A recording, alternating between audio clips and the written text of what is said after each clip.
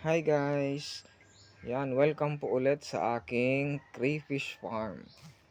So sa ngayon, meron akong bagong dating ngayon na bagong mga crayfish. So tingali ka, buksan natin nang makita natin ang aking mga bagong dating na crayfish.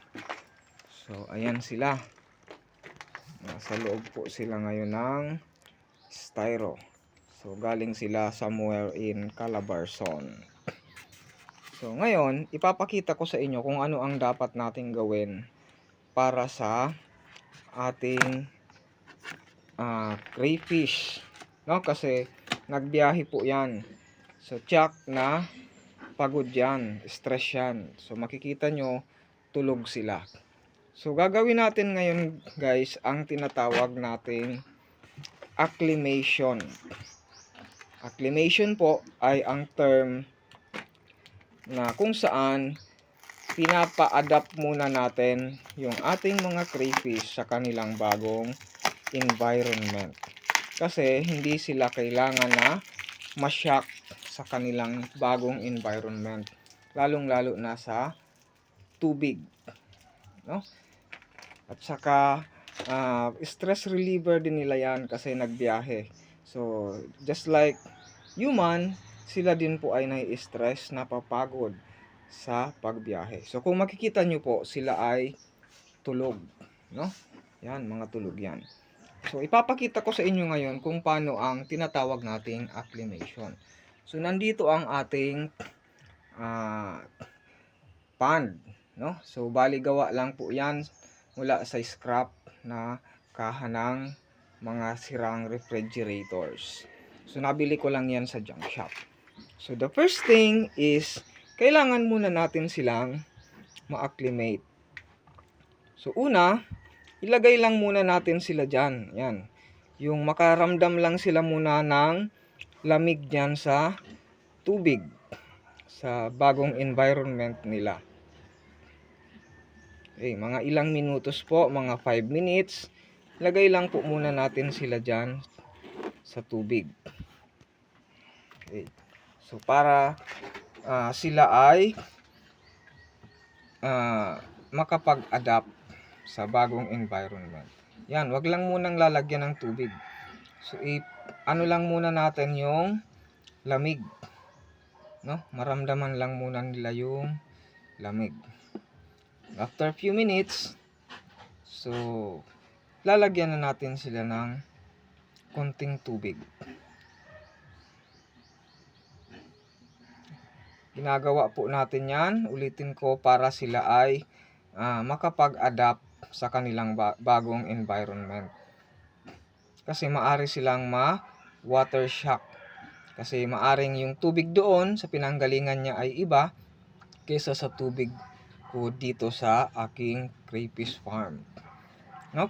Paalala lang po, sa lalong-lalo na sa mga baguhan, kailangan yung natural na tubig lamang po ang gagamitin natin. No? Huwag po yung galing sa nawasan na chlorinated. Ayan, so pwede ko na po siyang lagyan ng konting tubig lang muna. Konti lang munang tubig. Makikita nyo po, dyan, konting-konti lang muna yung tubig. Ayan, oh. Ayan, gumagalaw na po sila. Gumagalaw na sila. So, ibig sabihin, naramdaman nila na meron ng tubig.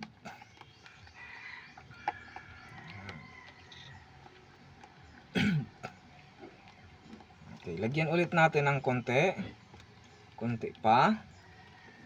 Okay, lagay lang muna natin dyan. Para kung sobra man, at least magbabawas siya. Ayan, may butas po yan. Ayan, makikita nyo, sila ngayon ay gumagalaw-galaw na. Gumagalaw-galaw na po sila. Ayan. Okay, so lagyan natin ulit ng tubig. Ayan. Medyo malapit na silang mapuno. Malapit nang mapuno yung kanilang paglalagyan. So, dyan. Ayan po sila. No? magigising yan pag naramdaman na nila yung tubig dyan. Okay, yan o, gumagalaw na.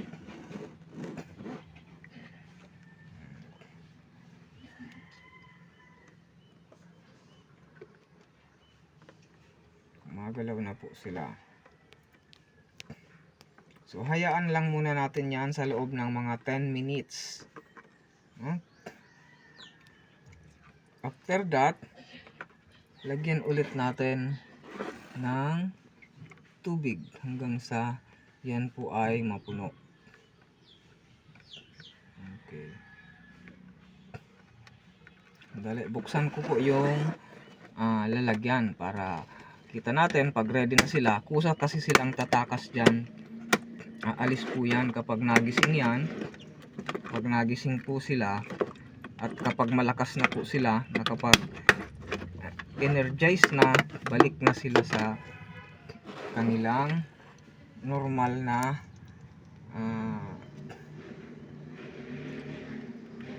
temperature. Yan po. Yan ko lang ng tubig. Yung isa gusto na siyang lumabas. Yan. Kusa po kasi silang lalabas dyan. Yan. Lumabas na po yung isa. Ayan na siya. Hayaan lang po muna natin sila, no? Kasi sabi ko nga, nag-a-adapt pa sila sa kanilang bagong environment. So mahalaga po ang acclimation. Nang sa ganon ay hindi mamamatay ang ating crayfish, lalong-lalo na po na sila ay galing sa biyahe. Medyo malayo po yung kanilang biyahe kasi galing sila ng Calabarzon. Ayan. So, gising na.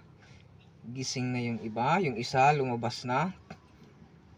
So, ganun lang po ang ating gagawin. Hanggang sa maubos po natin yung mga crayfish na nandoon sa loob ng styro. Paulit-ulit lang po hanggang sa maubos yung mga crayfish doon. Shout out pala sa supplier ko ng crayfish, no? Thank you so much, sir. Pinapadala niya po yan sa akin dito kahit hindi pa ako nagbabayad. Okay. So, yan po. Gumagalaw na. Yung isa, lumabas na din.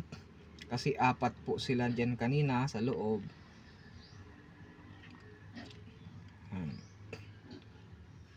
Wag na wag po natin kakalimutan na mag-acclimate. So, hayaan ko na po sila dyan hanggang sa sila ay kusang tumakas na sa kanilang kinalalagyan. Ayan. So, babalik na po yung kanilang energy. Ayan. So, lahat na po sila. Nandyan na po yung 4. So, ayan yung isa. Yung dalawa. Yung pangatlo po. At yung pang-4. Ayun, pumasok na siya sa kanyang lungga. Nakapili na agad siya ng kanyang tirahan. So, yan lang po muna ang ating video for today tungkol sa acclimation. Ulitin ko po, mahalaga po ang acclimation.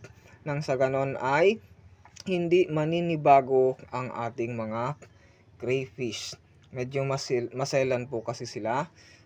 Anyway, kahit naman siguro tayo na mga tao, kapag galing tayo sa biyahe, tayo din ay napapagod. Tayo din ay nai-stress. So, kailangan din nating mag-relax. So, ayan. Yung isa, nakahanap na din ng kanyang tirahan. Thank you so much po. And sa mga gusto po mag-order ng crayfish, meron tayo ng trio. Meron din, nag-offer din po ako ng set, aquarium, may stand kasama yung kanyang aerator, no? Pwede po siyang paramihin, pwede siyang pang-display sa bahay. Okay, thank you very much and God bless po.